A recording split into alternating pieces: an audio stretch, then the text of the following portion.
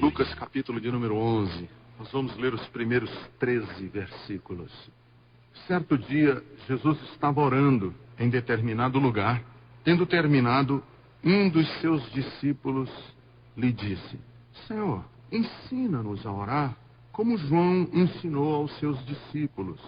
Ele lhes disse: quando vocês orarem, digam: Pai nosso, santificado seja o teu nome. Venha o teu reino, seja feita a tua vontade na terra como no céu. Dá-nos cada dia o nosso pão cotidiano. Perdoa-nos os nossos pecados, pois também perdoamos a todos os que nos devem. Não nos deixe cair em tentação. Então lhes disse: suponham que um de vocês tenha um amigo, e que recorra a ele à meia-noite e diga: amigo, empreste-me 3 pães, porque um amigo meu chegou de viagem e não tenho nada para lhe oferecer. E o que estiver dentro responda: não me incomode, a porta já está fechada e eu e os meus filhos já estamos deitados.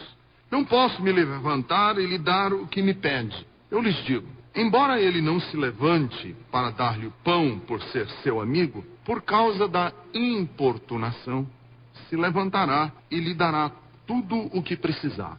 Por isso lhes digo: peçam e lhes será dado. Busquem e encontrarão. Batam e a porta lhes será aberta. Pois todo o que pede, recebe. O que busca, encontra. E aquele que bate, a porta será aberta. Qual pai entre vocês, se o filho lhe pedir um peixe, em lugar disso lhe dará uma cobra? Ou se pedir um ovo, lhe dará um escorpião? Se vocês, apesar de serem maus, sabem dar boas coisas aos seus filhos, quanto mais o Pai que está nos céus dará o Espírito Santo a quem o pedir. Vamos orar. Amado, nós temos lido a tua palavra, meu Deus. Agora permita que essa palavra encontre os nossos corações prontos, que a tua palavra encontre a nossa vida preparada, que nós não sejamos homens e mulheres duros de coração, de forma que a tua palavra não consiga achar em nós lugar para frutificar e germinar. Não deixa isso acontecer comigo. Transforma-me, ó Deus, pela tua palavra. É o que eu te peço no nome de Jesus. Amém. Se Deus existe, a mais nobre atividade, se Deus existe, a mais nobre atividade que nós podemos nos envolver é orar. Porque orar é falar com Deus. Se Deus existe, então orar é o que você pode fazer de mais importante. Porque falar com Deus. Falar com Deus é mais importante do que conseguir uma audiência com o presidente da República. Ou não? Falar com Deus. Imagine se eu receber um telegrama dizendo que o presidente da República da França quer ter uma conversa comigo. Imagine. Orar é a mais importante atividade que nós podemos exercer na nossa vida. Porque se Deus existe, saber se conduzir na presença de Deus deve ser o aprendizado mais desejado de todos nós. Se Deus existe, como é que eu me comporto na presença de Deus? Como é que eu vou agir? O Gilberto Gil compôs uma música em 1980. A letra da música é Se Eu Quiser Falar com Deus. Diz assim, Gilberto Gil: se eu quiser falar com Deus, tenho que ficar a sós, tenho que apagar a luz, tenho que calar a voz, tenho que encontrar a paz, tenho que folgar os nós dos sapatos, da gravata, dos desejos, dos receios. Tenho que esquecer a data, tenho que perder a conta, tenho que ter mãos vazias, ter a alma e o corpo nus. Se eu quiser falar com Deus, tenho que aceitar a dor, tenho que comer o pão que o diabo amassou, tenho que virar um cão, tenho que lamber o chão dos palácios, dos castelos suntuosos do meu sonho, tenho que me ver tristonho, tenho que me achar medonho e, apesar de um mau tamanho, alegrar meu coração. Se eu quiser falar com Deus, tenho que me aventurar, tenho que subir aos céus, sem cordas para segurar. Tenho que dizer a Deus: dar as costas, caminhar descido pela estrada, que ao findar vai dar em nada, nada, nada, nada, nada, nada, nada, nada, nada, nada do que eu pensava encontrar, se eu quiser falar com Deus.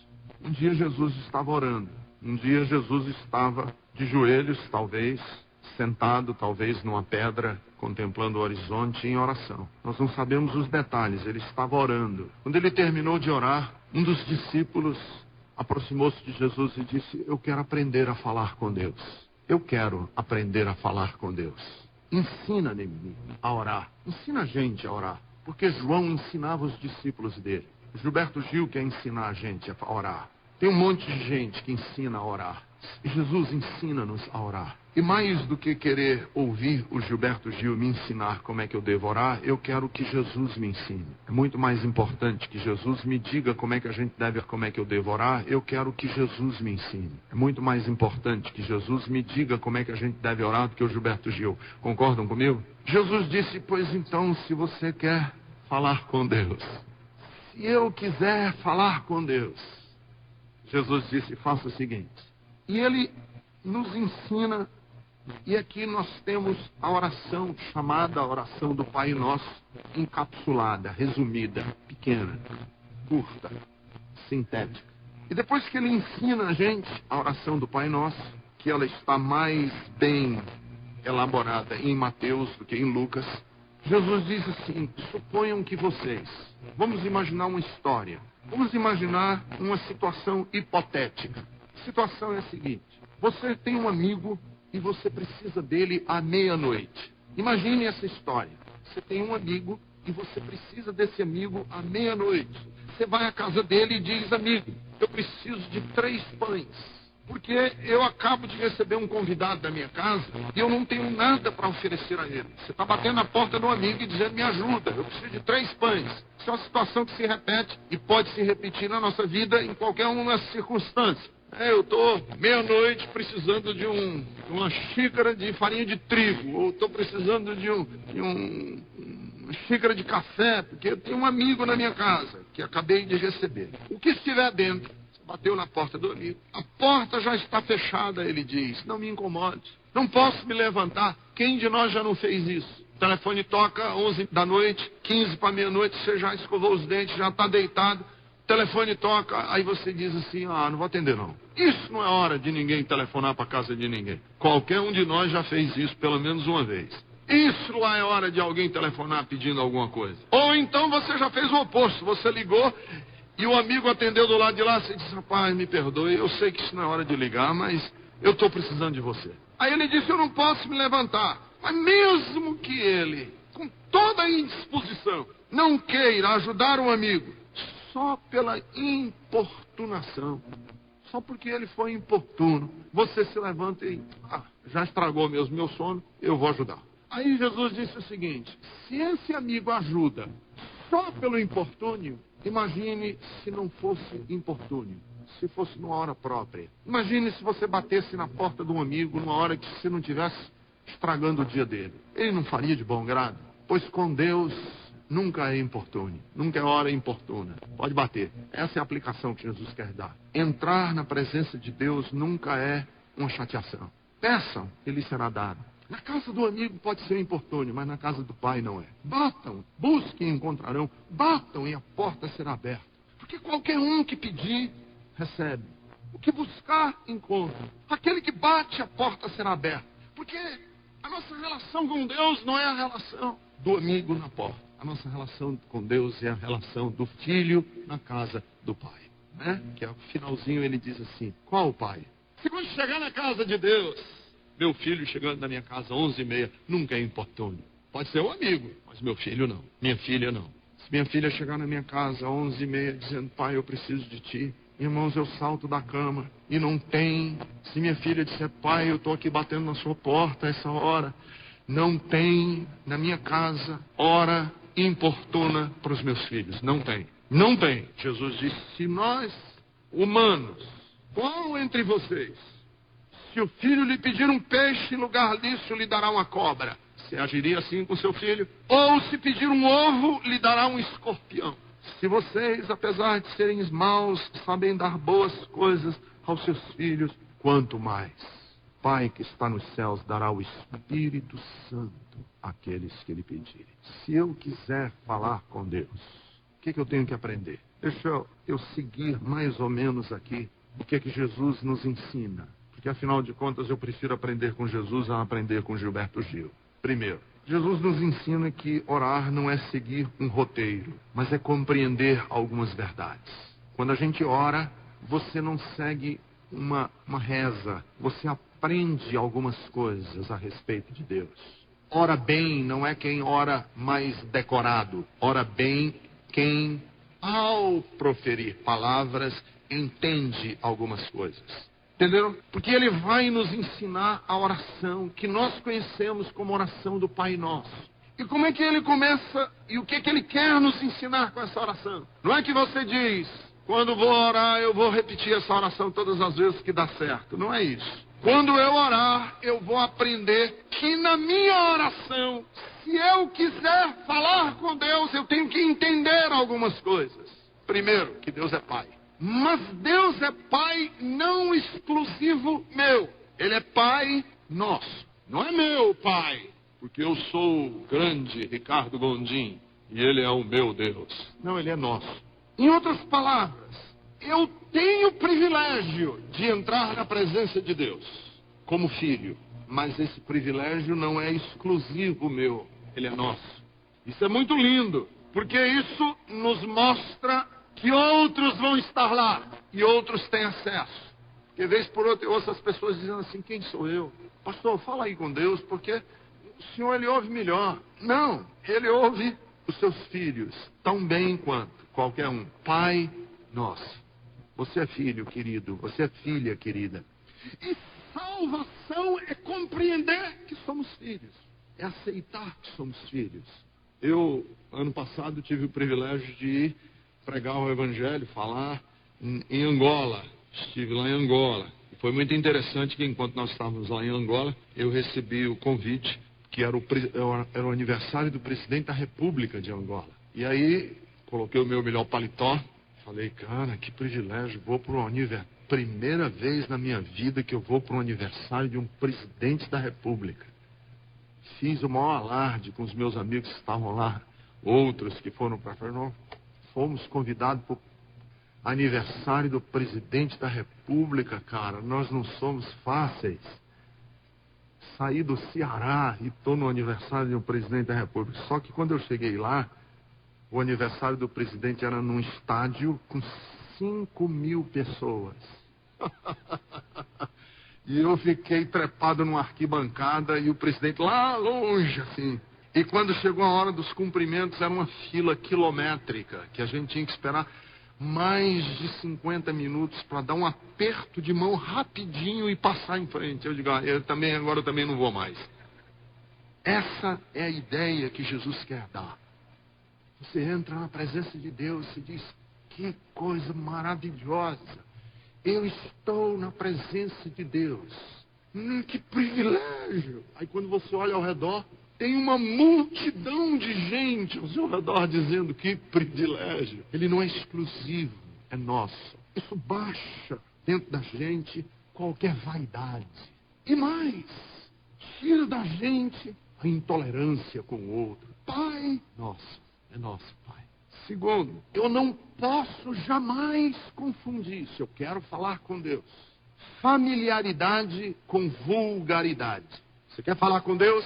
Você pode entrar na presença de Deus como um filho, mas não ache, não pense que entrar na presença de Deus como um filho dá o direito a você de agir com vulgaridade. Santificado seja o teu nome. Sabe por que eu digo isso? Porque um dos males, inclusive da igreja evangélica, até mais do que a igreja católica, nisso os católicos levam vantagem sobre nós os evangélicos, é que nós temos muito pouca reverência à presença de Deus. Eu me lembro quando eu era católico, que a gente ia se afastar do altar, fazia assim, ó, para dar as costas. Eu ia dar as costas para o altar.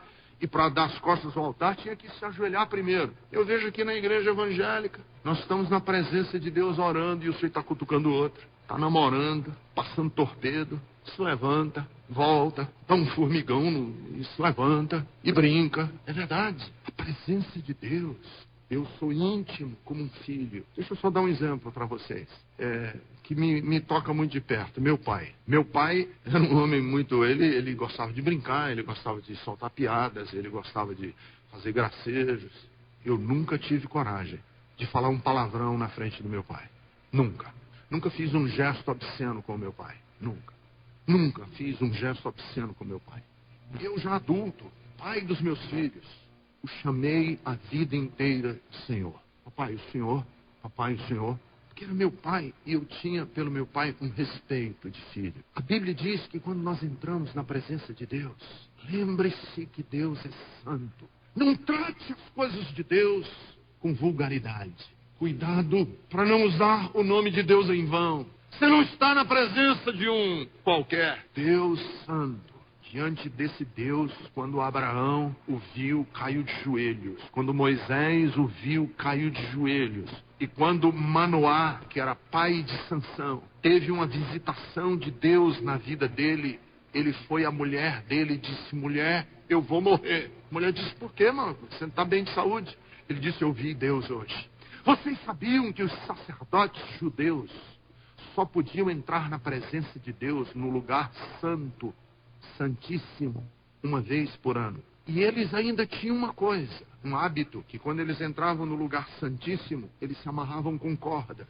Porque ia entrar no lugar santíssimo. E se ele entrasse no lugar santíssimo e a glória de Deus o consumisse, se a glória de Deus viesse sobre ele, ele estivesse impuro, ele ia morrer. E se ele morresse, ninguém tinha coragem de entrar lá para tirá-lo. Arrastava pela corda. Porque no lugar santo onde Deus habita, não se entra displicentemente. E aí eu conheci um pastor nos Estados Unidos que ele dizia assim para mim, ele dizia: Ricardo, se os crentes soubessem a importância e a igreja entendesse a importância que é entrar na presença da glória de Deus, na entrada dos templos, os pastores deviam distribuir capacetes de aço na cabeça das pessoas, para se protegerem da glória de Deus.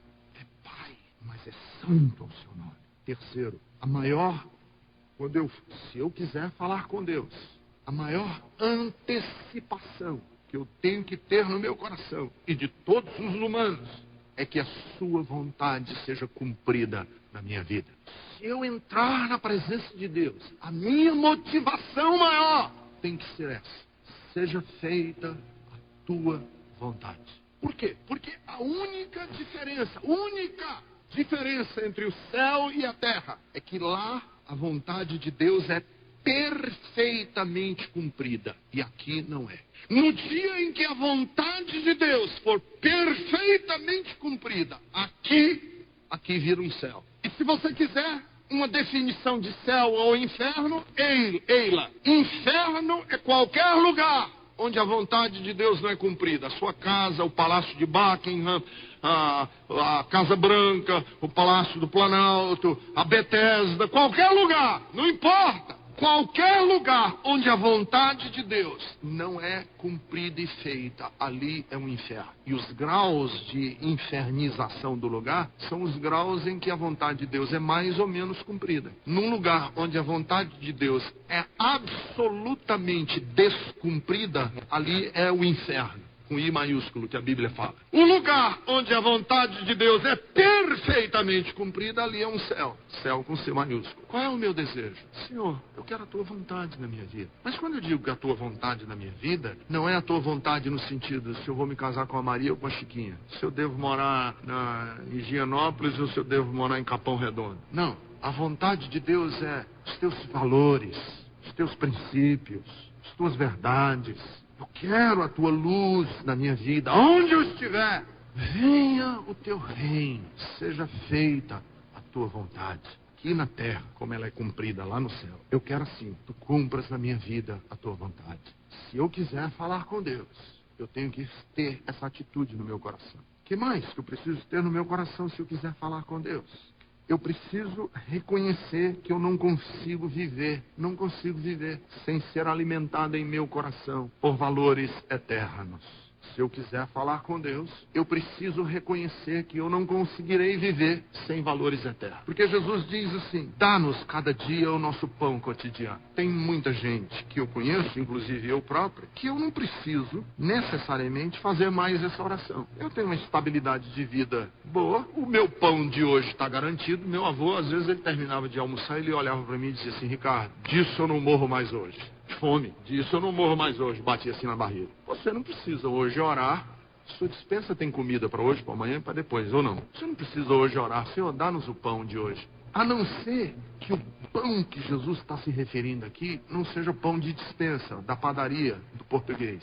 Que pão é esse que ele está falando aqui? É pão com bromato, com fermento, com farinha de trigo, com sal, com água? Que pão é esse? De que pão ele está falando? Quando ele disse para Satanás, quando o diabo diz assim: transforma a pedra em pão, foi que ele respondeu para Satanás: nem só de pão viverá o homem. É de um outro alimento que nós precisamos todos os dias. Que alimento é esse? Ele disse: eu sou o pão do céu. Minha carne é verdadeira comida, meu sangue é verdadeira bebida. Que pão é esse? São valores eternos que alimentam minha alma. Senhor, não deixa faltar esse alimento. Porque eu posso até passar 3, 4 dias sem comer o pão da padaria, mas eu não quero passar nenhum dia sem o alimento que vem de Ti. Eu não quero que minha alma se alimente de notícias do jornal, dos livros, mas não esteja se alimentando de valores eternos. Porque os livros vão ficar, e a única coisa que eu vou carregar comigo são esses valores que alimentam o meu coração. Vai chegar o dia, e eu bato nessa tecla. Prepare-se, vai chegar o dia. Amigo, vai chegar o dia. Essa semana o Hélio Gaspari escreveu a última página da revista Veja, que eu gostei muito da visita do nosso presidente da República à Inglaterra. Andou na carruagem da rainha. Ele que vendia limão lá na Baixada Santista. Ele, presidente da República, que já engraxou sapato e veio do Nordeste num pau de arara, na carruagem da rainha. Aí o Hélio Gaspari diz assim: qual é o objetivo dessa viagem que ele fez de carruagem? Um trajetozinho curtinho ali, da guarda até o palácio. Um pouquinho, só um mise-en-scène, só uma coreografia ali. Pra quê? Porque aquela carruagem, aquela pompa, tem o objetivo de dar a ele a sensação da imortalidade. Quem anda numa carruagem daquela deve se beliscar e dizer assim: eu vou viver para sempre. Não, mas acho que não vai morrer nunca. Mas ele vai morrer, entendeu? A pompa, o ouro, a riqueza dão uma sensação para nós de que nós vamos viver para sempre. Juventude dá essa sensação. A morte parece um negócio muito longe, vai chegar nunca, mas você vai morrer. Porque está escrito na Bíblia: está ordenado aos homens morrerem uma só vez. Você vai morrer. E o que você vai levar daqui? Do que você alimentou sua vida para levar? Do que? Não deixa faltar o pão cotidiano, diário, na minha vida. Porque isso é que me alimenta para a eternidade. O que mais que Jesus quer nos ensinar se nós quisermos falar com Deus? Que vivemos num mundo imperfeito. Se eu quiser falar com Deus, eu tenho que reconhecer que eu vivo num mundo imperfeito. E que amar é aprender a conviver com pessoas imperfeitas. Inclusive comigo mesmo. Se eu quiser falar com Deus, eu tenho que me lembrar que eu preciso de perdão. E que todo mundo ao meu redor também precisa. Perdoa-nos os nossos pecados. E na versão de Mateus diz assim: assim como nós perdoamos aos pecadores que nos ofenderam. E essa oração é complicada você fazer, porque de uma certa maneira você está mandando um sinal de fumaça para Deus, telegráfico, um torpedo, uma mensagem de e-mail, eu não sei como é que é, qual a linguagem que eu posso usar aqui, mas é uma mensagem cifrada que você está mandando para Deus, que você está dizendo para Deus assim: ó Senhor, eu quero que você, Deus, me trate só do jeito que eu trato os outros, nem melhor nem pior. Alguns de vocês, se fizerem essa oração, estão ferrados. Você está perdido se você fizer essa oração. Você está dizendo para Deus assim: Senhor, perdoa as minhas culpas do jeito, do tamanho, da forma que eu perdoo os outros. Não me trate diferente de como eu trato. Do jeito que eu tratar é o jeito que eu quero que o Senhor me trate. Você está perdido, cara. Você está perdido. Porque você trata com inclemência. Você é um demagogo. que exige dos outros o que você próprio não tem. Você pisa em pessoas em nome de uma justiça que você não possui. E aí você chega para Deus e diz assim: não, eu não quero que o Senhor me trate diferente de como eu estou tratando o outro. Essa é a régua que eu quero que o Senhor use comigo. A fita métrica que Deus vai usar comigo é a que eu usar com qualquer outra pessoa.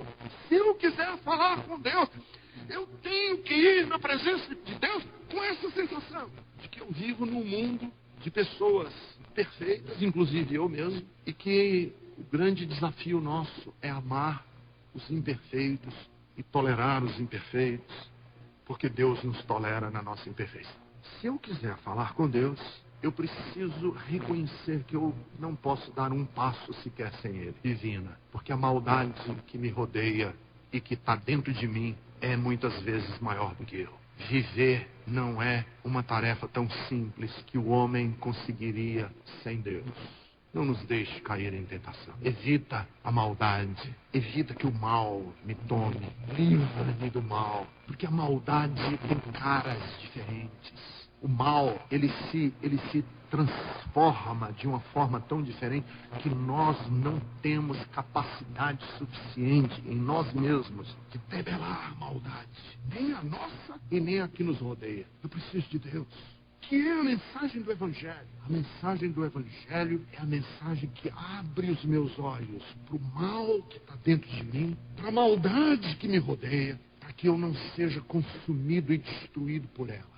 Você, quando for orar, tem que ter essa certeza: Senhor, eu estou aqui para te pedir uma coisa.